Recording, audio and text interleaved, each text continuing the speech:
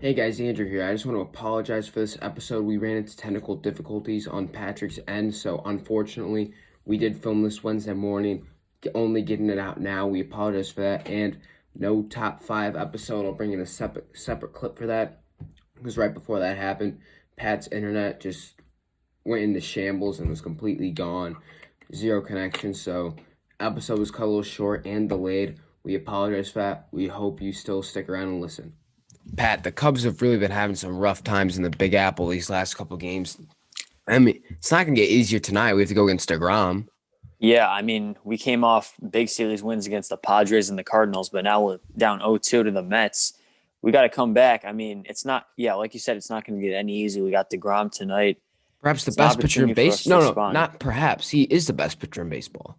Yeah, and on top of that, you got to play, yeah, like you said, the best pitcher in baseball. Do you think they can come back from this? I mean, they've been having a great season lately, but, this is going to be the roadblock for them, I think. You wanna know why I don't think they'll win this game is because the Cubs. I mean, obviously you're going against deGrom, who is right now historically on pace to pitch the greatest single in MLB history as a pitcher. He's going to pitch the greatest season. Right now, he is 6-2 with 64 innings pitched. He has a 0.56 ERA, 103 strikeouts, 0.531 WHIP, and an ERA plus of 6.87. And for those of you who don't know what ERA plus is, it's an advanced pitching stat. Uh, the average MLB ERA plus is 100, and what is considered to be a good one is 150 to 200. deGrom's at 687. 687. That's triple what a good ERA plus is meant to be. He's having an insane season. He's literally might break Bob Gibson's ERA record of 1.12 in a season. And another reason the Cubs aren't going to win today, they're throwing a guy who hasn't pitched a single MLB inning this season, Robert Stock. He spent some time with the Padres in 2018 and 19, and now with the Red Sox. He last season had a ERA of 10.13, so that's not looking too bright. It's a bullpen day today for the Cubs, and I don't think that's going to work well against the best pitcher in baseball, perhaps having the best season in baseball history as a pitcher. Yeah, no doubt. Considering when you've had Arrieta the first game, and then Alec Mills pitched the second game, solid pitchers that have been having great seasons. But yeah, that's now there's no way that's going to match up to who they got to face tonight, who they're playing tonight. I don't think it's in the cards for them at all to win. Mets are going to win this game. And ladies and gentlemen, welcome to episode number 37 of the Zoomer Sports Radio. As always, I'm Andrew, and we are joined once again by the great Pat Adusi. Pat, how are we doing tonight on this beautiful Wednesday morning? I'm a little tired, but we had to get a show in because it's been way too long. We've had to wait. We've had to delay the show We've had more some than a technical week now. difficulties. Yeah, some technical difficulties last So, week. yeah, what day was that? Thursday we tried to do it? Yeah, it was Thursday last week. Yeah, so Today's Thursday, Wednesday. Thursday, random thing. So we're on the Zoom like we are right now. We're about to film, and all of a sudden, my mic doesn't work. It's never had this problem.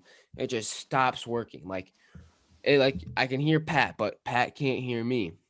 And the good old Yeti. So we got that problem fixed. And one who else fixed their issues is the Cubs. You know what? I noticed something about the Cubs. They are 24-10 at home. They have the second best record at home. But once we go on the road, like we go against the Mets, they struggle. So why are the Cubs so good at home? They have a winning percentage of 705, second only behind the Mets, who ironically they're playing at Citi Field right now. I think it's got to be that, last year, obviously, with COVID, we had no fans. Fans are back. We got some of the best fans. We got the best fans Oh, in of the course, we have MLB. the best fans. So that's a huge advantage, especially when you got a team like this with a lot of, we've had so many guys go on the IL lately. We've had some guys need to step up. Home field advantage is a huge thing, especially for those guys. It motivates them to play to a higher standard of playing. And we're seeing that with guys like, Eric Sogard, Patrick Wisdom stepping up. They've been having great seasons. I mean, and we never expected them to come. We didn't even know who they were before the season, heck. And for them to step up and be contributing the way they are, it really helps at home. But then obviously when you go play a team like the Mets on the road, especially with them, as we mentioned, with deGrom tonight, that's when you see the liabilities and the weaknesses with this team. Well, yeah, guys like as you mentioned, Patrick Wisdom, who's batting 326 in his last 15 with 8 homers and 12 RBIs. He's slugging 870 right now, which is insane. I mean, obviously it's a 15-game stretch, but like I'm looking at some of these guys, some of our high name Cubs players haven't been producing his last couple games, and we were able to sweep the division rival Cardinals. Like Bryant is only batting 208 in the last 15. Baez 167, Hayward 149, Hap 143. But guys like Alcantara and Jock Peterson are hitting well right now. Yes, we've had some inconsistent performances across the board, but all in all, this team has really gelled together nicely and has put together a good string of games and series that they've been able to sweep over some of the best teams in the league. Yeah, and for those of you who don't know, I went to that Sunday night baseball game and I posted a video here on Zoomer, kind of like a vlog type video of me at Wrigley. So definitely if you after you listen to this podcast, definitely go check it out. I'll have it linked in the description. Pat, have you checked it out yet? I have. It was a great video. Yeah. We got to go to Wrigley sometime. Definitely, yeah. Film a dual video. Mm-hmm. But yeah, Cardinals at Wrigley Sunday Night Baseball. Just a perfect YouTube video that we got in there. And Craig Kimbrell is back, Pat. I've He been is waiting back. so long to say that because we remember how bad he was in 2019. He gave up the back-to-back homers to DeYoung and Molina that knocked us out of the division. He gave up the game-winning homer to Matt Carpenter in those 2 games in the series. We needed to win the division. We got swept, but I mentioned this in that one in the YouTube video, the Wrigley Field video. The Cubs had Wrigley Field had not had fans at 100% capacity since September of 2019, which is that Really? Cardinal series, and they lost and they got swept, knocked us out of the playoffs. To have fans come back 100% on Friday, Saturday, and Sunday, and to sweep the Cardinals, that's just perfect. That's just like out of a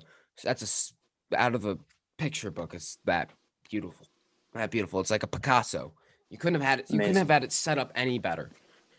And with Davies to come in and pitch most of the game and then for Kimbrel to finish, it's just a great game. Great way to put the exclamation point on the Cardinals and just to take the division lead, as you said. That really brings up the energy for this season. And, tough series right now in New York, but I think it's going to catapult them into, I think, the division title this year.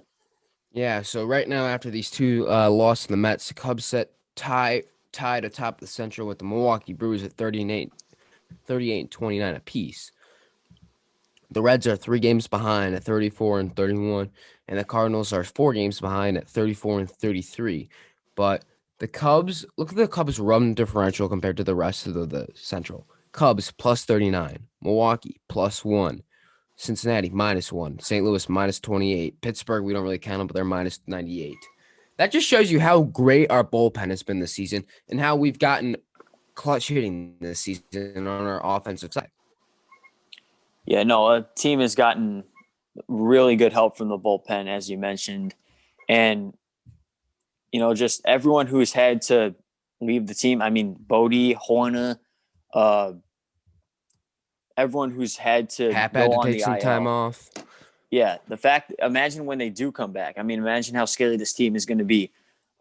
World Series contenders, we'll have to see later on. But, this team it's exciting what they're doing right now. Oh, 100%. Now we're going to shift over. We had some great baseball talk there, great Cubs. I like how we like to talk a little Cubs every episode because we're Chicago-based podcast. I'm rocking the Bulls Mm-hmm. jersey. But, make sure we're doing another top 5, just like we do it at the end of all of our shows now. So you definitely want to stick around for that one. But going in, Pat, Julio Jones made headlines. He's been traded to the Tennessee Titans for a Yes. 2022 second-round pick and a 2023 fourth-round pick. I thought the Falcons got absolutely fleeced on this deal. Absolutely. I mean, to say, yeah, he's out of his prime, but he's still Julio Jones. He's still a Pro Bowl receiver. He can still make an all-pro team. I mean, we saw Randy Moss. We thought he was out of his prime with the Vikings. Goes to the Patriots, makes an all-pro team. That's just an example. He's that level of receiver. I'm looking at his stats throughout his career. He's consistently a 1,213-yard guy. he's going to be that guy that the Titans need to get those to replace the reps from Jonnu Smith and Corey Davis because they lost him in free agency. I don't think this move makes the Titans Super Bowl contenders, takes them over the top, but I think it definitely helps what they lost in the offseason. Yeah, because that was one of my questions. I'm like, are the Titans Super Bowl favorites at the AFC now? Do they overtake the Chiefs, the Super Bowl Absolutely favorites? not. Absolutely not. They're a I playoff team, definitely. but with Still with this with roster. Derrick Henry, Julio Jones, I think that makes you a Super Bowl contender. I mean, I don't even know if I'd pick them to win the division, to be honest. I With the mean, you got, Colts, I do like this Colts team, yeah, the Colts. I think Carson Wentz going to have a bounce back year, especially especially with Frank. reuniting with Frank. Yeah, I was gonna Yeah. say same thing, reuniting with Frank Wright, Mm-hmm. And then and obviously the O line and defense but is great. and that three-headed monster of Jonathan Taylor, Nakeem Hines, and Marlon Mack, just great running backs. Mm-hmm. They need to go sign a wide receiver, trade for someone. I I don't know would, who's yeah, go ahead. who would you trade for? I would actually trade away. I mean, I don't know what the market is for him, but if I could, I would trade T.Y. Hilton because he is getting up there in age. And I think they could get some good assets for him because there are other teams that need a receiver like him. You would trade Ty? Why wouldn't they keep him? Because the receiving core is pretty. It's just like Paris Campbell, Zach Pascal, and Michael Pittman Jr. That's not a great receiving core. I mean, it is a young receiving core. So in time, that could become one of the best in the league. And, Ty for them wasn't great last year. I just don't know. Like, I wonder what you could get for him in the other minds of teams, is what I'm Well, saying. if you can only get a second for Julio, you're not going to get much. I Yeah, thought Julio was at least one first-round pick. that's what I was thinking. I mean, it was like, what, a second and a fourth? Something Second like and that? fourth, and they sent a fourth back to Tennessee too. They swapped fourths, Okay. which Yeah. but you're getting a second round pick for Julio. I would have traded a first round pick for Julio. And then Okay. Yeah. go ahead, Pat. What were you gonna say? No, you go ahead. I was gonna say, so what does this? Well, we're kind of talking about this. What does this mean for the AFC South? This is not. Who would you consider favorite for the division? Titans or Colts? Well, not only did the Titans lose Davis and Smith, they also lost Arthur Smith, the offensive coordinator, who took the Falcons' job, actually. So that's going to take a while to get used to. New system, new coordinator. So I don't know how. I'm going to be honest. I think this team is going to be good. I don't know if they're going to be great the first year because it's going to take a new system getting used to with new pieces. And the offensive line isn't nearly as good as it used to be. They had Pro Bowl left tackle Taylor Lewan, but he was injured, and that O line isn't the same as it's Hey, usually Taylor been. Lewan, busting with the boys on Barstool Sports. There we go. Him and Will Compton have a great little podcast they do. But go ahead, what you were saying. Yeah, and as for the defense, they got a good secondary, but they got no pass rush. They can't get to the quarterback. They were like dead last in sacks, if I remember correctly, last year. So that is something that they didn't really address in the offseason. And yeah, the secondary is decent, but I think the holes on this team, there are too many for them to be a Super Bowl contender. Division contender, yes. Yeah, I agree with you, Pat. I think I might consider him a Super Bowl contender though. But what does this mean for Matt Ryan and company down in Atlanta? They lose one of their biggest weapons, but they did draft Kyle Pitts. Will this help or hurt Kyle Pitts' development? Well, they have a new coach, so Which is that Arthur could, Smith, you just yeah, mentioned. that could take some time to get used to. Um, I think that a lot of people had the Falcons taking a quarterback in this year's draft. I said, no, Matt Ryan's never been the issue. The issue has always been they can't stop anyone. Oh, So it's defense. you bring in Kyle Pitts, a young tight end, he's going to want to play more soon. Like Julio last year, he didn't play every game. And a lot of it was probably that he didn't necessarily want to play every game. And he I don't know. You bring in these new weapons. They're going to want to play they're going to be healthier and more available. So I think that Matt Ryan will have a standard Matt Ryan season. He's going to throw for a lot of yards, a lot of touchdowns. It comes down to if the defense can stop him. And from what I remember, I can't remember if they got any big defensive guys in free agency. I don't recall. But if they can stop some people, this Atlanta team is hit or miss in my eyes because They're so good offensively. They just cannot stop anyone. Yeah, just and who do they got at the running back position this season? Because I don't believe they Oh have yeah, Gurley. Todd Gurley's a free agent. That's right. So is it Brian Hill? Is that their running back? I think so. I'm gonna take a quick Google search of the Falcons running back because I actually don't know because it was Brian Hill and Todd Gurley last year. So Falcons running back is Mike Davis from the Panthers. That's right. They got him. So I think that's enough Julio talk. Let's shift over to more Illinois status. It's the Chicago Bears. Matt Nagy, what are you doing here? So Matt Nagy on the Chris Collinsworth podcast said, Andy Dalton's our starter. Justin Fields is our number 2. We're going to keep it that way. And I'm just confused. Like, why even say that now? Because, like, that just takes out competition. It takes out storylines. It just makes training camp less interesting. Like, why would you announce that now and not announce that week 4 of the preseason? I agree with the decision, but I don't agree with announcing it now, as you said, because you get into training camp. You have a whole training camp to decide. You can watch each of them play. And if Andy Dalton does start week 1, I honestly don't have a problem with it because, Neither do you I. could say he wasn't that great on the Cowboys last year, but he just walked into Dak being injured. He did not expect that to happen at all. And he had to start on the fly. And he actually played pretty decent for what he had to do. He won some games. He threw some big yards some games. So, and when he was with the Bengals, he won 3 division titles and made the playoffs more than 50% of the seasons he played. So to say that he could have a good year in Chicago to start things off is not ridiculous. And if he does, then Fields will be ready to come in, go through a training camp. He'll get the playbook down. I think they'll be fine. I just don't understand. Like, is this gonna lose the locker room? Maybe say in the preseason or as training camp continues, Justin Fields is miles ahead of Andy Dalton. He's way better than him, and the Bill Belichick method, let the best players play. Say he's way better than him. Does Nagy lose the locker room there? I wouldn't know if I'd say he loses the locker room, but I think that people definitely want to give Justin more reps. And if he's a lot better than Dalton, heck yeah, he should get the start. Don't use experience doesn't really, I mean, it matters, but if he's the better quarterback at the moment and he's playing better and he's playing better, has a better camp, he should definitely get the reps over Dalton. But if that's not the case, it's not the case. You know, we'll see how things shake out when we get to August, not June I don't think or September. I don't know if the whole sitting a quarterback a year works anymore. Obviously, it worked with Mahomes, but we saw it doesn't need to happen. Burrow and Herbert showed that they were ready to play at the NFL level and play well at the NFL level. Obviously, Burrow got hurt with the torn ACL, but Herbert had a great season, and he only sat 1 week because of Tyrod Taylor. Tyrod Taylor might have the worst luck out of anyone in the NFL history. Gets hurt in Cleveland, Baker becomes a starter. He's out. Gets hurt because like the doctor punctured his lung on accident. Herbert's the starter. Tyrod Taylor's the worst luck, and he's a Pro Bowler. Tyrod Taylor.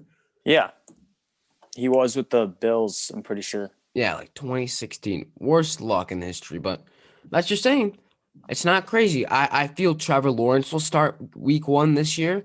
I don't think Trey Lance. I do not believe so. They're gonna bring him in. Do you think bring Zach him in Wilson maybe starts week mid-season. 1? Well, who else would start? Darnold's not there anymore. They got. I don't even know who their backup is. Luke Falk. Who is that? The old Wash? Yeah. All right. Yeah. Good point. I don't know any of their quarterbacks besides Zach Wilson. Oh, literally, I looked up on Google top stories. Jets running out of backup QB options. Literally. Wow. Next story.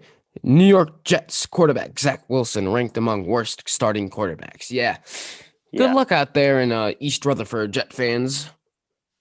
Yeah, a lot of people are saying like, oh, Zach Wilson's going to transform the Jets franchise. The Jets are always going to be a team that's in the hunt for a quarterback because, 1, they don't give people time, and 2, that's not a system that's going to be great for quarterbacks. I mean, there's no story that's like Zach Wilson comes into dysfunctional Jets franchise with no stability at all, no ownership, and turns them around and wins the division in his first year. That story does not exist. That does not happen. The only quarterbacks that are going to do well from the jump start in this draft, I said, was Trevor Lawrence, because he's just the best quarterback prospect maybe in like a decade, and college quarterback prospect, and then whoever went to the Niners, which in this case was Trey Lance. So those are going to be the two guys that stand out as the best of the class, because every other quarterback that did get drafted is going to not an ideal situation. Yeah, what you suggested is that everyone's thinking Zach Wilson's going to have a Bobby Boucher moment as a water boy, but not at linebacker, but he will come back and turn around this Jets team at quarterback amazingly, like poof, with magic. It won't happen. No, it won't. And Darnell Mooney, one last thing. Darnell Mooney said he was smiling as he ran deep routes because of how nice the ball was getting thrown to him, his passes from Fields. No, him and Justin are going to have great chemistry. Justin, do you think this Justin Fields draft pick keeps Allen Robinson in town? I would have to base it off of how he plays this season. I think we have to base it off of how the Bears, because if Rodgers doesn't play, I think the Bears are the best team in the division. I would say so, yeah. I mean, the Packers still got great players, but Jordan Love's been struggling in training camp. It's been reported. You think Blake Bortles is going to take them to the playoffs? No. You think Blake Bortles is going to take them to the playoffs? No, he's not. So the Bears would probably be the favorites in that division. Kirk Cousins, year 2. I mean, history says the Vikings make the playoffs every other year, so I don't know how it's going to go. But, yeah, the Bears, I think, would definitely be the best team in that division if the Aaron Rodgers leaves. I mean, the Vikings, who have that killer 3-punch of Thielen, Jefferson, and Dalvin Cook. So that is a little scary over there. Mm-hmm. But let's talk some NBA playoffs. First, we got to pay our respects to Nikola Jokic. He got swept by Booker, Paul, and the Suns, but he did win MVP. So first, second round NBA draft pick to ever win MVP. So history made there, but he did get swept in the semifinals. The Suns will go against either the Jazz or the Clippers. And Pat, how is that series right now? The Jazz Clippers or the Suns series, or the Jazz Clippers series? The Jazz Clippers series. That series right now is at 2 games apiece, and it's been reported that Kawhi Leonard will not play Game 5 because he had a knee injury. But, when the Clippers did tie the series, I thought that the Clippers were going to take the series because, there's a lot of great players in the regular season. A lot of guys who've won MVP. James Harden, Russell Westbrook, Giannis Antetokounmpo, just to name a couple. What they can't do when you talk about MVP, I know it's a regular season award, but MVP is in a closeout series, a Game 7. Who do you want? If you can take any player onto the court in a Game 7, who is it? Outside of LeBron in his prime, I would say Kawhi Leonard, because we've seen he's won Finals MVP with the Spurs and the Raptors. He's been great in those closeout games. I think that the Clippers are going to win this series if he's healthy because he's been used to that game pressure. Are you talking all time? Who would you like? I'm talking like in the players? League. Yeah, in the league right now. You said the best. You said LeBron in his prime. I'm like, if you were talking even history, LeBron now. I was going to mention Jordan, but all right, LeBron now. Do you think this series was a fluke? Kind of like quit on his team, went in the locker room, started walking all over the court during time. Is that a fluke this season, or is that LeBron that we will know for the future? I think a lot of it just came down to, AD wasn't healthy. LeBron wasn't healthy himself because he was coming off that injury. And they missed a bunch of key role players that they had from the last year's championship teams. Rondo, Dwight Howard, Avery Bradley, JaVale McGee. A lot of guys. I had a list somewhere. I think they got to change up that team completely. Guys like, Kyle Kuzma, I think, has got to go. Montrezl Harrell was not getting the minutes he deserved as a 6th man of the year last year. Marc Gasol didn't contribute much. They got to change the Lakers team, so I'm not putting this one on LeBron at all. And this is Suns team with Booker, Ayton, and Chris Paul. It's just very good.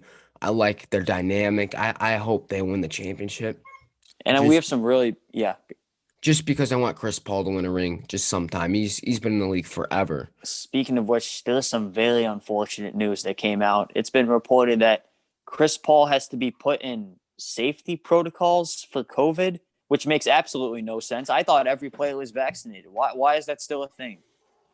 I'm It's gonna been go to reported by the Yahoo NBA. I'm gonna go Sports. to the NBA with this baseball bat, Pat, and just bonk him because I want Chris Paul to win a ring. You can't do that to me. You can't do that to me, NBA. I want Chris Paul to get a ring. Can't do that to me, NBA. Chris Paul's been one of my favorite players. You can't do that to me. Besides Derrick Rose, he's my favorite player. Mm-hmm. He's the one guy who needs a ring out of everyone, and he deserves it too because Charles Barkley calls him the best leader in basketball, and he really is. Everywhere he plays, he makes them better. When he was with the Thunder last year, they had to trade him because he was messing up their tanking. And now look where they are. They're probably in a better place now. He makes everywhere he goes, he makes them better. He wins in every team. And so with this Suns team, if he has to miss any games at all, that's going to hurt them. And I really hope he doesn't because it's ridiculous if he'd had to miss games because of COVID protocols because hasn't everyone been vaccinated? I'm pretty sure. I don't know, Pat. It's all right. I just have a question here. You can answer in the comments or anything. Am I allowed to become a Phoenix Suns fan just for this rest of the playoffs? Just so Chris Paul can win a ring? Am I allowed to become one? Yes. I'm rooting for them just so Chris Paul will win his ring. Because he's my third favorite player of all time, probably behind Derrick Rose, and he might be second. I'm trying to think of someone who I have higher than him. Obviously, I got Dennis Rodman, but I never saw him play. He's my favorite. But I think Derrick Rose and Chris Paul are 1 and 2 for me. So yeah. I think, would that be fair for me to want Chris Paul to win and root for them? No, root for Chris Paul to win his ring. Yeah, that's fine. Oh yeah, because I'm not a Suns fan, but I'm gonna root for the Suns. All right, just so everyone don't be calling me a bandwagon. I want Chris Paul to win the ring. That's not a bandwagon. Now let's talk about this. Yeah, all right. Thank you, Pat, for being on my side. Let's talk about this Bucks Nets game. Unfortunately, Kyrie was not able to play. He got hurt in game 4, which was on Sunday night. Mm-hmm. And what are your Oh, wait. Was this the game where Pat Covington, is that how you pronounce his name? Connaughton started leaking blood out of his face. Was that this game? That was Sunday night. That was Sunday night. Yeah, that was game 4. Yeah, dude, that was pretty. I was watching that before in the restaurant before I went to Wrigley. Pretty insane, but Nets win this game 114-108. Pat, what are your main takeaways? As everyone knows, you are the basketball guy. You were the NBA guy. Yes.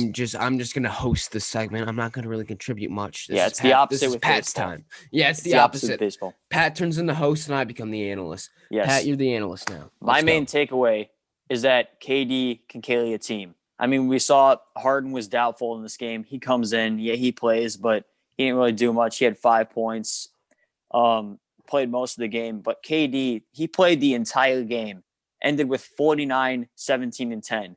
He absolutely put the city of New York on his back. People are not talking about it. He's the greatest basketball player to ever play for a New York team. Not Patrick Ewing, not say whatever you want. He is the best player to represent a New York basketball franchise, and he absolutely took the Nets and put him on his back. Yeah, we got also got great contributions from Jeff Green, 27 points. He stepped up. Blake Griffin, 17-3, he stepped up. In the absence of Kyrie and with Harden being not nearly 100%, he really took this game away. When they were down 17, down 16 at halftime. And as for the Bucks, I don't think that Giannis is going to be the go-to guy because what we've learned is that I mean, throughout this entire playoffs, he cannot shoot a free throw to save his life. I think they got to go to Middleton for reps because he can shoot a three, he can get to the rim, he can draw fouls and make the free throws. Drew Holiday's been the point guard the whole time. He's a great floor general. He's really underrated in my opinion. Giannis is someone you go to build the lead early and like take over the game. You don't want him in end the game situations. And PJ Tucker put up 0 points. They needed more from him. The Bucks got their help, so I don't want to hear anyone talk about Giannis didn't have help. He had plenty of help. They had 4 guys scoring double figures besides him. But this Bucks team, I mean, the series is going back to Milwaukee. I think they can even things up being at home. But man, this was a missed opportunity. If they win this game, if they close out that game, I say they win the series because I can't see them losing at home to the Nets, especially with a questionable Harden and no Kyrie. This is basically what I heard when you were talking about Kevin Durant and Brooklyn Nets. There we go. That's legit all I heard. I just heard Kevin Durant put the city of New York on his back and he run the Bucks out of town. No, but like look at this. I mean, as a casual NBA fan, how do you win when James Harden's shooting 1 for 10 from the field, 0 for 8 from 3-point, only scoring 5 points? He's supposed to be one of the best shooters in the history of the game. Joe Harris, 2 for 11, 1 through 7 from field. One of their other shooters, 5 points. What was wrong with them? I mean, Blake Griffin obviously stepped up and got 17. Same with, who is that? Is that Jeff Green? There's no way Jeff Green, yeah. Dude, Jeff Green, the guy he came who out won of nowhere. The guy who won a championship for the Celtics in 08. This Jeff Green. Who had heart surgery in like 2012, and his life was on the line. No one thought he would come back to the league, and look where he is now. That's crazy. How? And DeAndre Jordan didn't even play. Was he hurt? He hasn't played in a while. So Why doesn't DeAndre Jordan play? Yeah, he's hurt right now. Oh, all right. But I mean, he's not a difference maker by any day of the week. All right, yeah, but just insane. That's really Kevin Durant. 1 point short of 50. I'm impressed by Durant. He's a top 10 player in NBA history. Don't want anyone else to disagree. If you disagree with me, I'm not the NBA fanatic who follows everything, but I know my NBA. I know what, and Kevin Durant's a top 10 player all time. No, he's top 10 all time, and he is the best player. I'm gonna say he's the best player in the game right now, especially considering he had to come off an Achilles injury, and like no one other than Dominique Wilkins, you can say has ever came back from an Achilles injury. That kills a lot of guys' careers, and for him to come back and put the state. I mean, he's missed like half the games this season too, and he's still playing like this. It's something you can't teach. He has the ability to take over the game whenever he wants, and this is a scary sign for the Bucks coming up in Game 6 and Game 7, if there is one. Well, Pat, let's move over to the other team you enjoy watching as of Joel Embiid. Yes. If the Atlanta Hawks win the series, is Trae Young officially the new villain of the NBA? Trae Young, I wouldn't call him I don't know why he'd be a villain. It's just because how he was shushing the New York crowd and all that he was doing with the Knicks. That is true. And I mean the popcorn situation, and but I mean you can build a franchise around him. He's a great young ascending player. I mean there's a lot of questions about him coming out of the draft. He had the most like boom or bust potential, but I mean last night he had 18 assists. That was a playoff record by any Hawks player, if I'm not mistaken. And the Hawks have done a great job evening up the series. I mean, 2 games apiece, going back to Philly. But with Embiid playing a little hobbled, as you would say. Still dropped 17. Yeah, the Sixers, I mean, he hasn't been playing and 21 rebounds. 21 rebounds, yeah. 21 Holy! Rebounds. He had more rebounds than he had points. Great double-double there from 19 defensive rebounds. Yeah, but I would be scared if I'm the Sixers right now because I think, Ben Simmons, his best year was his rookie year. He's been descending. We've learned that he's not great in late game situations because he can't make his free throws. Tobias Harris, questionable. He's kind of on and off, but Embiid he did was have 8 for 8 20. on He free did have throws. 20 and 5. He did have 20 and 5. Seth Curry is kind of the streak shooter that they need. So I think he's all right where he is. But They need to this go bring Hawks back team, JJ Redick, the Sixers. They need to yeah, find a way to bring him back. mm-hmm. He's on the Pelicans. Yeah, go back to what you're going to say about the Hawks now. Yeah, this Hawks team, man, they can be scary. They could challenge. I think that they could win the series. I mean, they were down 17 and then they won this game. I think that's a big momentum swing for them going back to the city of brotherly love. And they're going to give them a really tough out in game 5. If they win game 5, I can't see them not finishing it out in Atlanta. Yeah, I mean, this is going to be a great series. And who do you think takes this series, Hawks or 76ers? I'm going to say I'd probably still pick the Sixers, but I think that the Nets are going to blow them out in the conference finals. I don't see how the Sixers win that series. You don't? No, I even with Embiid at 100%, I mean, the Nets got a much better supporting cast in my eyes.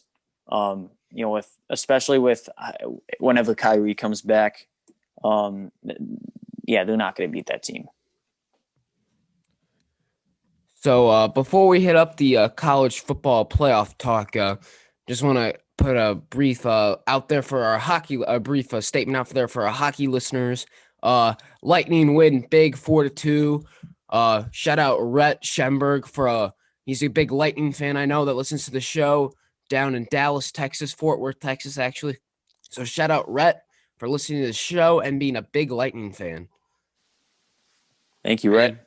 Now let's talk some college football playoff. Pat, what is your initial thoughts of college football playoff getting expanded to an 8-team or 12-team tournament?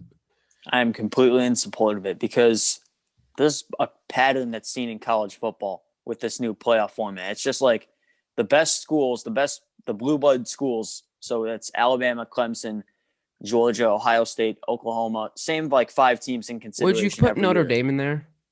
Notre Dame gets the playoff. So does Oklahoma. They both get blown out, but they both get to the playoff. Yeah, I would because they get to the playoff. Similar to Oklahoma, they get blown out because they play in the Cupcake Big 12. But they get to the playoff. They've gotten better recruiting. Those are the schools that you're going to see them in the playoff there's no parity in college football with this new playoff format. Now, if you expand it to 8 teams, like what it used to be is like the same 4 teams who get to the playoffs every year. And because they make the playoffs, they play in the games and then they get the best recruits because those recruits want to play at the teams that make the playoff. So it's just a pattern it's a cycle every year. You're going to see the same 4 teams. So with this new format, I mean, they recommended a 12-team format where basically each Power 5 conference would be an automatic qualifier plus 1 Power 6 team and then 6 at-large bids. So they could be from any conference, just the next 6 best teams. I like this format because it creates an avenue so that you could win your way into the playoff and give every conference representation on the big stage. Because if you do this 4-team playoff format for a while, you could have 5 undefeated major conference champions. But how do you know that, the SEC champ is better than the Big Ten champ? There's not enough games to decide that unless you bring back all the other non-conference big games during the season, which we didn't have last year, obviously. But I like the 12-team playoff. I think it's more of a playoff. I think it makes for more games, more opportunities for other schools to really prove themselves. And I like the addition of the 12 teams. Looking at it, so this year, I'm just going to use, you know what? Let's not use 2020 because Oregon and Ohio State, those champions, only played 6 games. Yeah. But let's go to 2019. So automatic qualifiers, and that would have been LSU for the SEC, Clemson for the ACC, Ohio State Big Ten, Oregon Pac-12, Oklahoma Big 12. So those 5 get in. Now looking at the rankings, so those 5 are in. The other teams that get in, there's 7, would be Georgia, Florida, Alabama, Penn State, Minnesota, Wisconsin, Notre Dame. That seems a little more exciting than just Clemson, Ohio State, Alabama every single year. Just saying. I'm going to look at the 2019 season just to see if I'd make any changes. I mean, you could put Baylor in there. You could maybe argue Iowa or Memphis, Utah, Appalachian State was 13-1. I just went off the top 12 ranked teams, and the 5 conference winners just happen to be in there. So you had LSU, Ohio State, Clemson, Oklahoma, Georgia, Florida. I mean, this is my list because I'm going off of. I'm not making a list. This is just like the ranking who the top 12 teams were at the time. That's what I did. That's what I did. Yeah. Okay. So LSU, Ohio State, Clemson, Oklahoma, Georgia, Florida, Oregon, Baylor, Alabama, Auburn, Wisconsin, Utah, Penn State. And Notre Dame. Yeah, Notre Dame. So that's I just named 14 teams right there. So we'd take out Notre Dame and Penn State. So that would be the top 12. Wait, so what teams did you add? I don't think you said Auburn, and I don't think you said Utah. Oh, well, are you looking at the final or the week 12? Oh, I'm looking at the AP. I'm looking at week 15 AP poll. I'm not looking at the playoff rankings. I'm at the final rankings. I was at the final rankings. Okay. My bad. So yeah, it could have been anyway, and I would assume the first rounds would be at the higher seed stadium. Wouldn't you agree? Mm-hmm. So that's a home field advantage because obviously Clemson, Ohio State, and Alabama, their whole teams, coaching staffs, and like those schools in general would be strongly against this because they make it every year. Let's be real. Alabama's missed it one time. Clemson has missed it. I don't remember the last time Clemson wasn't in it. I think the first one was the last time they weren't in it. So, I mean, my sister goes to Clemson. I cheer for Clemson, but I think it's time for Clemson, Alabama, and Ohio State to start losing. I really do. And look, with this, I want to see more diversity in my college football teams in the playoff. Like, not Georgia barely making it in, LSU with that miracle run, kind of messing with it. Oklahoma getting in or Notre Dame getting in, just the same teams every time. Yeah. This is why college basketball is so much more interesting. So much better. The March Madness format allows, like, in college football, Loyola Chicago does not exist. Don't say it, Pat. Don't say it. Don't say it. I knew you were going to go there. Don't say it. No, I'm going to say it. Don't say it. I'll put you in your How about you talk about Middle Tennessee State or Michigan State, Norfolk State, Mizzou, Florida Gulf Coast, Duke, Dunk Florida City. Gulf Coast, Dunk City over Georgetown, Oral Roberts, Ohio State. Let's talk about them now. Yeah. Stop talking about Sister Jean and them. Okay, the point is that you can talk about Loyola Chicago when they're the 11th seed. That's what I was referring to. Yes, that is not a Cinderella run when they just beat Illinois. That's 2 games. I told you. I said it's not. I told you not to say that. Well, guess what? You're not going to get your wish because I'm bringing up a narrative. All right, go. Just go. I'm gonna whack you with the bat now. You're gonna whack the NBA with for putting Chris Paul in safety concerns or whatever. Go ahead, talk. Are you frozen? I'm almost positive you are frozen. So other than that, while Pat's frozen, I'm gonna talk about what should we talk about while I'm frozen? I ate some Cinnamon Toast Crunch this morning. It was pretty good. Kind of an overrated cereal, but I do enjoy a good bowl of Cinnamon Toast Crunch. And what else did I do this morning? I watched Get Up with Mike Greenberg, and Dan Graziano was on with Jeff Saturday, and Pat is glitched out.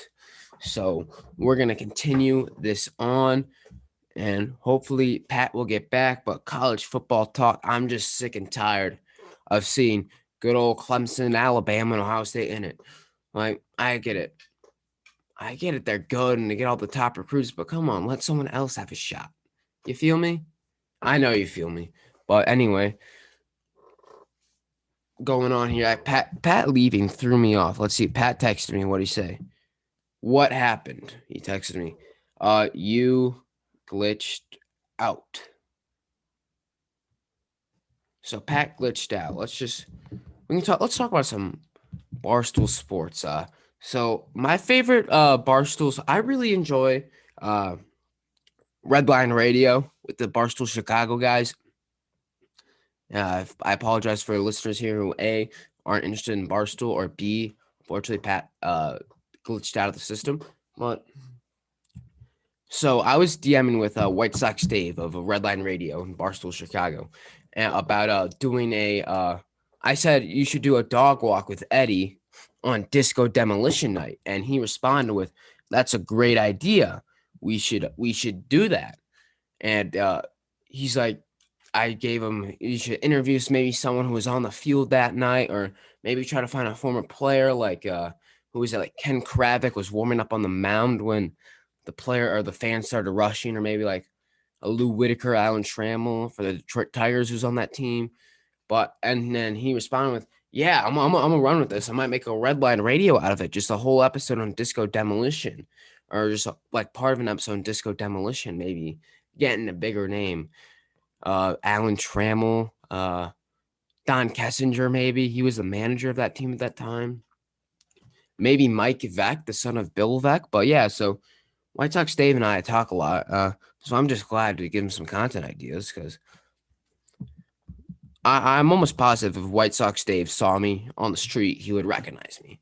And there's that. And let's call Pat and see if he's getting back. We're gonna call Pat. See, this is the technical difficulties I'm talking about with Zoomer Sports. Is we use Zoom for Zoomer because the studio is too much of a mess to have people back in like we used to have it. Because like there's a printer right here, Wi-Fi router. We're not. So Pat, are you able to get back on? Yeah, I'm trying to join right now, but my Wi-Fi is just like glitching out. It's not working. I'm gonna try some more. All right, so just so you know, we have Pat on FaceTime now. He is trying to get back in. Maybe until you get it in, I'm gonna hold you up to the mic, just some old school Zoomer Sports back when we were doing episodes 1 and 2, the MJ Mondays.